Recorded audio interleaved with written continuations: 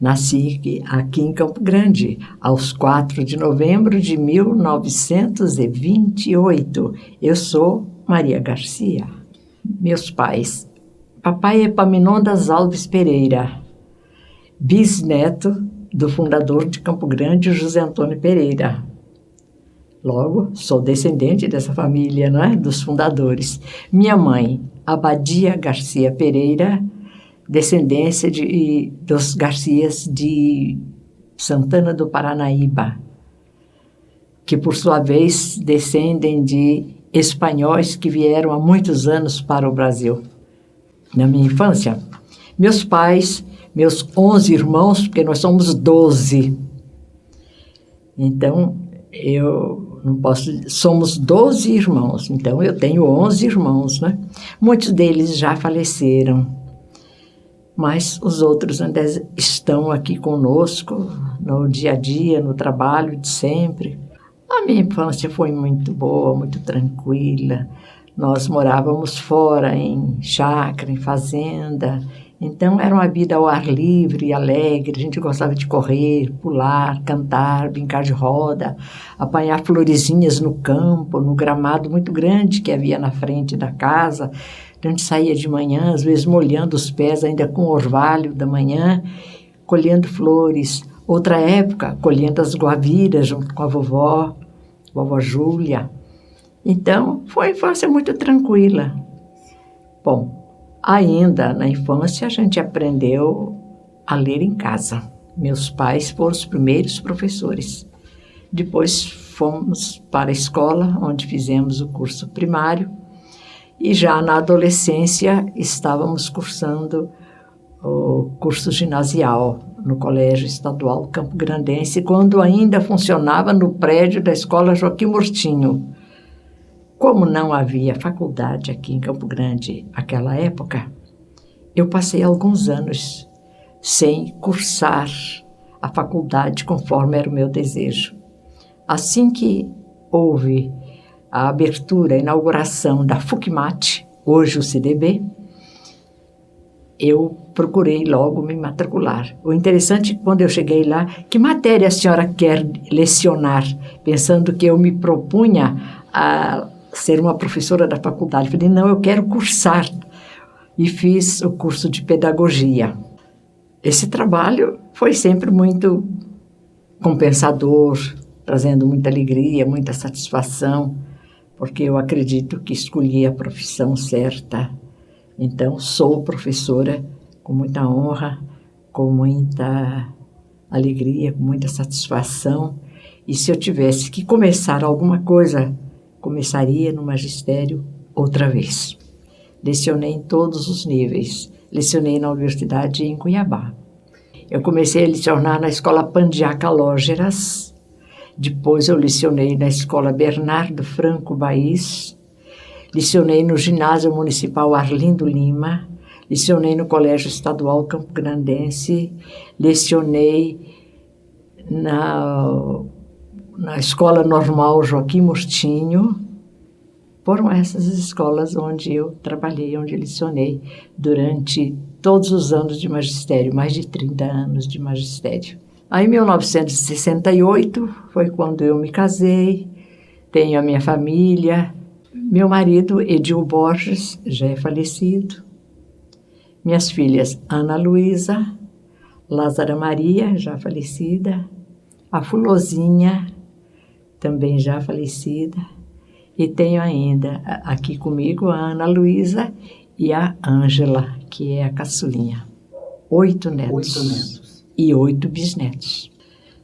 Meu pai sempre foi espírita, desde que eu me entendi por gente, digamos assim.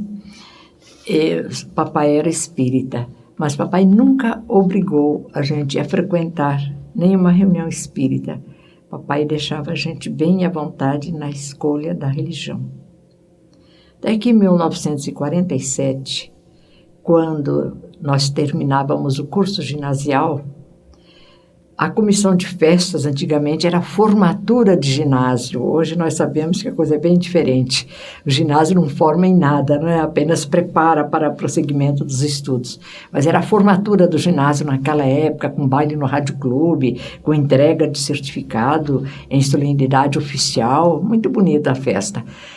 E fizemos uma reunião ecumênica, um culto ecumênico. Nesse culto ecumênico, houve uma palestra no Centro Espírita Discípulo de Jesus, palestra da qual eu participei. Ouvi o senhor Ruiz fazendo uma palestra muito boa. Aquilo me sensibilizou profundamente e parece que respondeu às questões que eu trazia dentro de mim quando frequentava outra religião ainda, que eu sempre fui muito ligada ao aspecto religioso da vida. Não faltava às missas, aos domingos, procurava seguir fielmente os ensinamentos. Mas muitas indagações me acorriam à mente. Eu era muito indagadora, as indagava de mim mesma procurando as respostas. Naquela palestra do seu Ruiz, ele me esclareceu muita coisa. E aquilo me encantou, me satisfez profundamente. Aí eu passei a frequentar aquela casa espírita, onde tinha sido fundada no ano anterior uma mocidade espírita, a Mocidade Espírita Campograndense. Convidada a participar das reuniões da mocidade, já que eu estava com uma certa frequência ao centro, me entrosei perfeitamente ao movimento dos jovens e ali prossegui na carreira espírita com muita alegria, com muita satisfação e com muitas respostas às minhas grandes indagações da existência. 1947. A partir de 1947. Naquela época, o seu Oswaldo Pereira, que era o pai de uma das minhas colegas, que foi a promotora do encontro, do culto ecumênico, era o seu Oswaldo Pereira. Depois foi o senhor dentista, seu Sebastião, doutor Sebastião, não me ocorre agora o sobrenome. Depois foi presidente o Major Gumercindo Bruno Borges. Depois a presidência passou para a Dona Maria de Viges Borges, e assim foi sucessivamente crescendo o número de frequentadores e também, de tempos em tempos, a eleição de um novo presidente. Também a Mocidade Espírita tinha o seu movimento, a sua diretoria constituída e também a presidência. Eu ocupei também o cargo de presidente da Mocidade Espírita Discípulo de Jesus. Encontrávamos com jovens de outras cidades, fizemos a primeira confraternização de mocidades espíritas do estado de Mato Grosso, não havia divisão do estado ainda nessa época. Trouxemos pela primeira vez Divaldo Franco em Campo Grande, fez uma palestra muito produtiva. E sabe em que local foi feita a palestra do Divaldo? No Mercadão. O Mercadão não havia sido inaugurado ainda, o prédio já estava pronto, mas ainda não havia as pessoas que ali estivessem trabalhando.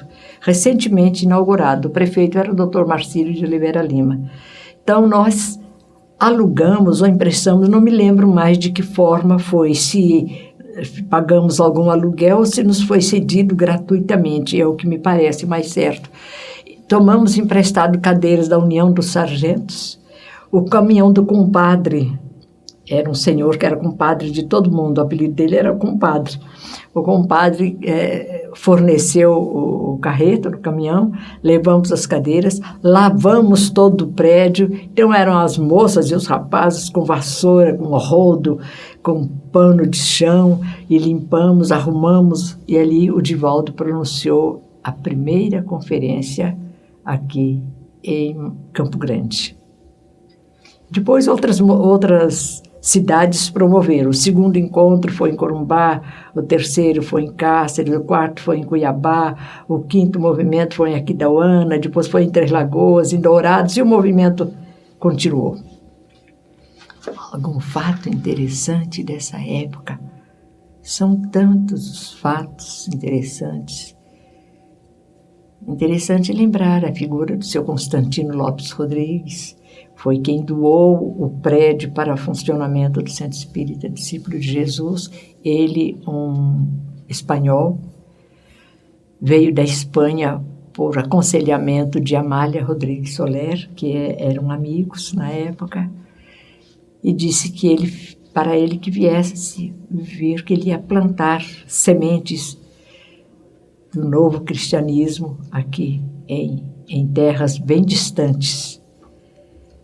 E ele veio para cá. Era um homem muito simples, nós tínhamos muita amizade com o seu Constantino, um homem muito sensato. Então a lembrança maior que fixou muito foi a presença do seu Constantino, morando no fundo da casa e dando a parte da frente em doação para o Centro Espírita Discípulo de Jesus, no mesmo local em que hoje está ali edificado o Discípulo de Jesus. Não participei da fundação do centro, porque foi em 1934. Como eu nasci em 28, de 28 para 34 é um espaço pequeno para que uma menina possa participar de um movimento de tamanha envergadura. Eu só fui participar do movimento a partir de 1947. Olha, começamos a proporcionar estudos, a gente fala palestras, né, nas casas espíritas. Em seguida, nós conhecemos o Esperanto, a língua auxiliar internacional. Passamos também a estudar o Esperanto com o professor Marinho, que veio do Rio de Janeiro como um militar, servir em Campo Grande, deu o primeiro curso de Esperanto. Não foi no centro, ele deu na União dos Sargentos o curso, mas nós começamos a entender que o Esperanto deveria ser divulgado em outras casas. Então, chegamos a ministrar cursos, fazer palestras em outras casas espíritas. Esse encontro se deu na amizade que fizemos com o seu Onésimo da Costa e Faria, que veio de uma cidade do estado de São Paulo, não tenho bem certeza, parece-me que Bauru, veio para cá. E eu estava fazendo magistério já nessa época, quando conhecemos o seu Onésimo. Ele e Dona Nilva vieram morar em Campo Grande. E o seu Onésimo falava a respeito do Esperanto, que era o Esperanto, me emprestou livros para ler. Eu passei a me interessar a partir daí. Mas só fui fazer o curso mesmo 2 anos depois, quando veio o Coronel Marinho aqui para Campo Grande. E a partir daí, não mais deixamos a bandeira do Esperanto. A década de 50 a 60, olha, está em franca ascensão. Nós temos curso de Esperanto na Fundação Chico Xavier, na Federação Espírita de Mato Grosso do Sul, no Instituto de Cultura Espírita. Demos também no ano passado um curso na Sociedade Rosa Cruz, a convite deles. Já demos curso de Esperanto na maçonaria. Já estamos sempre militando na área do Esperanto. A fundação da Federação Espírita aqui em Campo Grande aconteceu num período que eu não estava morando aqui. Eu estava residindo em Brasília. Então, poucas notícias tenho a respeito. Josefina Pitã, Job Pitã, Eurídice Ribeiro de Souza, Titina, a Elvira já faleceu, Henri Colombo Osório, Ed Colombo Osório, Lavínia Colombo Osório. A dona Idalina, a mãe deles, era a nossa diretora artística da Mocidade Espírita Campograndense. Apresentávamos peças teatrais, ensaiávamos. Lourdes Rondon foi também nossa presidente da Mocidade Espírita. Áureo Garcia Ribeiro, já falecido, médico falecido também. O Birajara Rodrigues, o Alceu Leite de Melo, o Alfeu Leite de Melo, são os filhos do compadre, e são os irmãos do Alex de Melo, que é o médico psiquiatra do Hospital Nosso Lar. Ele também já frequentava, ele era ainda pequeno, mas já frequentava as reuniões. Participamos, de certa forma, era antigamente Sanatório Mato Grosso, né? Na construção, nós fazíamos promoções. Dona Maria de Virgem preparava uma programação artística. Muitas vezes nós fazíamos parte dessa própria programação, com apresentações, ou passando os ingressos, ou fazendo a propaganda do evento. Sempre estivemos prontos a colaborar. Passando os ingressos da Orquestra Sinfônica de Mato Grosso, quando o maestro Lieberman ainda estava vivo aqui conosco, apresentava concertos assim inesquecíveis no antigo Cine Teatro Santa Helena, que já há muito tempo foi demolido. Então, a gente estava sempre trabalhando em favor do movimento, da causa, na época que era a construção do sanatório. Espaço Chico Xavier. Vai da amizade que nós tivemos sempre com a família do seu Sanches, seu João Sanches, e se mudou para Campo Grande com a família. Hoje o Espaço Chico Xavier está sob a responsabilidade de propriedade do Carlos Sanches. E Carlos, quando veio para cá, era o Carlinhos, era ainda pequeno. O Jair e a Vilma, que eram os filhos mais velhos do seu Sanches, e a Dona Maria. Então, a amizade com a família Sanches começou com a presença deles quando vinham a Campo Grande. Eles moravam em Lavínia, no estado de São Paulo. Vinham a Campo Grande e os seus Sanches e os filhos frequentavam, iam participar das reuniões da Mocidade Espírita Campograndense. E depois os movimentos de confraternização das Mocidades Espíritas do Brasil Central e Estado de São Paulo, nós nos encontrávamos muito nesses encontros. Daí nasceu a amizade. Mudaram-se para cá, aqui se instalaram, e o Carlos Sanches hoje é o representante da família Sanches, que tem essa bela construção e a instalação desse evento de muitíssima significação espírita e cultural em Campo Grande. É um local de reuniões de cunho artístico, sem denominação religiosa.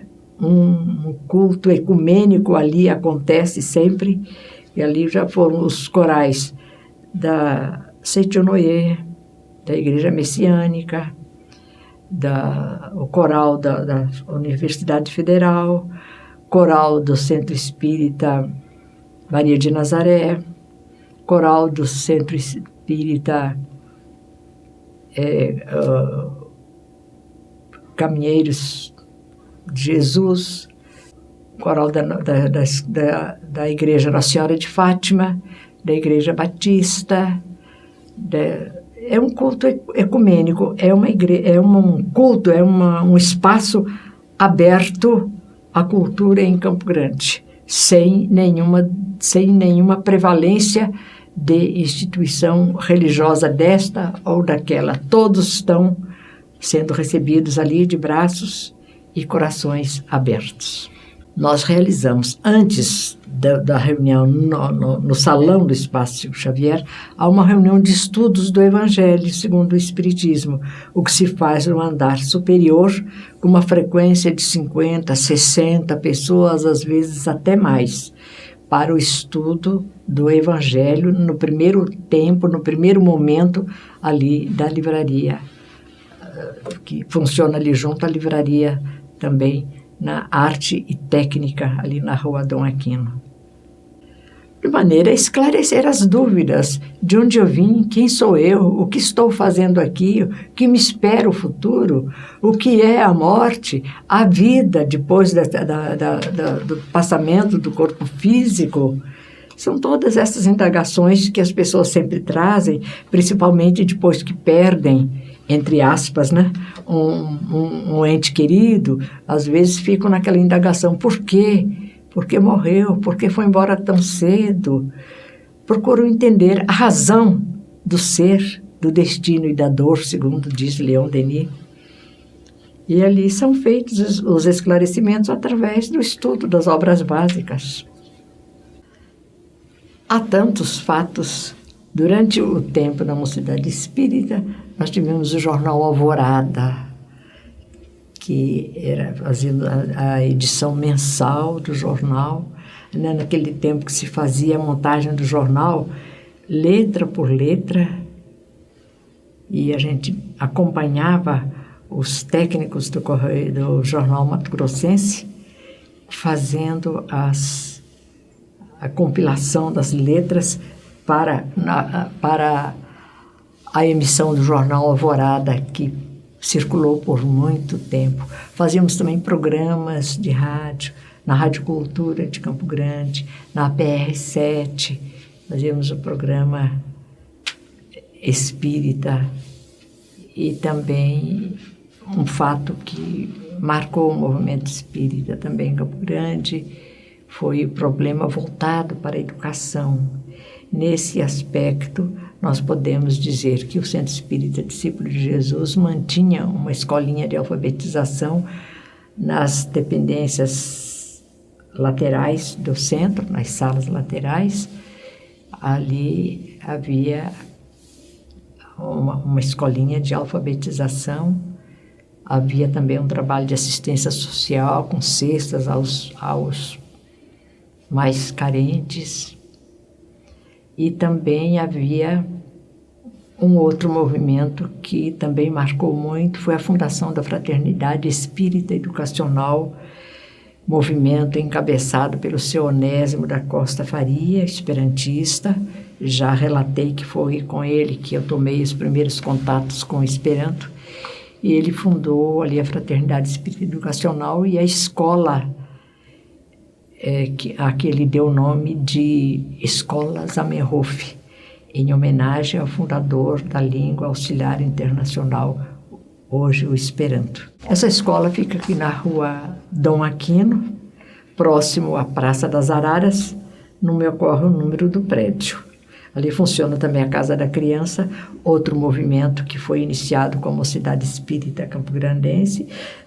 Na época, fundamos, o seu Onésimo se ausentou da cidade e ficou sob a nossa responsabilidade aquela tarefa. Então, o prédio mais antigo de um andar que existe ali na escola foi ainda na nossa administração, quando participante da Mocidade Espírita naquele local.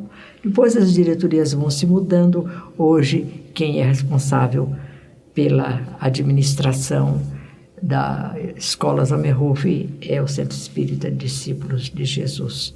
E a escola tem convênio com o Estado, os professores são fornecidos pelo Estado, parece-me que alguns pela Prefeitura também. É uma escola estadual Lázaro Zamenhof. Foi em 1948, foi fundada. Olha, são tantos os eventos, tantas as realizações, que às vezes muita coisa falha a memória, mas sempre foram fatos positivos, reuniões de confraternização, conferências, participação em movimento espírita fora do Estado. A Mocidade Espírita Campograndense sempre se destacou. Chegamos a realizar aqui uma confraternização de âmbito Brasil Central, Estado de São Paulo, que foi a 14ª confraternização de mocidades espíritas do Brasil Central, Estado de São Paulo, em 1961. E conseguimos realizar esse movimento no Rádio Clube. No Rádio Clube foi uma outra conferência do Divaldo Franco, já que ele havia feito tantas outras. Algum fato do Divaldo aqui em Campo Grande. Sempre as experiências que ele relata são muito interessantes, né? Há um fato interessante. O Divaldo, certa vez, numa dessas vindas aqui, nós fomos com ele até Aquidauana. Era um 7 de setembro. Era o seu Rodrigues, Jair Sanches, outras pessoas cujo nome não me ocorre, eu estava também entre eles, e ficamos na casa da dona Joaninha e do seu Cizenando. E Divaldo ali faria uma conferência, como realmente aconteceu. Mas a dona Joaninha pediu ao Divaldo que ensinasse a ela a fazer um vatapá, já que o Divaldo é baiano. Ou se ele mesmo poderia ir na cozinha ajudar. Então, nós temos foto do Divaldo mexendo com panela. Mas o fato interessante é que faltava o azeite de dendê. Mas, dona Joaninha, a senhora tem o azeite de dendê aí? Disse o Divaldo. Olha, eu tenho, Divaldo, mas está muito antigo, muito velho. Já tem ranço, já está rançoso. Não vai servir. O Jair saiu na rua e foi verificar se encontrava alguma loja aberta para comprar o azeite de dendê. Não encontrou. Era 7 de setembro, era feriado. Tudo fechado. Voltou, não consegui. Tudo fechado na cidade. O Divaldo falou, não tem importância. Nós vamos aproveitar esse mesmo. Eu nunca comi um vatapá tão gostoso como aquele que o Divaldo fez usando o azeite de dendê já cheio de longos tempos guardados. Eu falei, Divaldo, o que é que você fez que tirou o ranço? A gente sentia o cheiro do ranço do óleo. Como é que você fez? Ele disse, isso aí, deixa para lá. Não contou o que ele fez. Nós demos um jeito e o vatapá saiu perfeito. Ainda quero mostrar essa foto para o Divaldo. Eu tenho essa foto em casa. Um fato da vida do Divaldo interessante. Olha, uma mensagem de amor, de fraternidade, de união, de compreensão, de estudo, de trabalho profícuo em favor do bem, da paz, que é o que mais o mundo está necessitando. Continuarmos todos unidos, trabalhando pelo mesmo ideal, seguindo os passos de Jesus através dos ensinamentos da doutrina que Kardec codificou e nos deixou como um elemento para o nosso crescimento espiritual. Que Jesus a todos abençoe, proteja e guarde agora e sempre nossa caminhada ascensional. É o que eu tenho a dizer.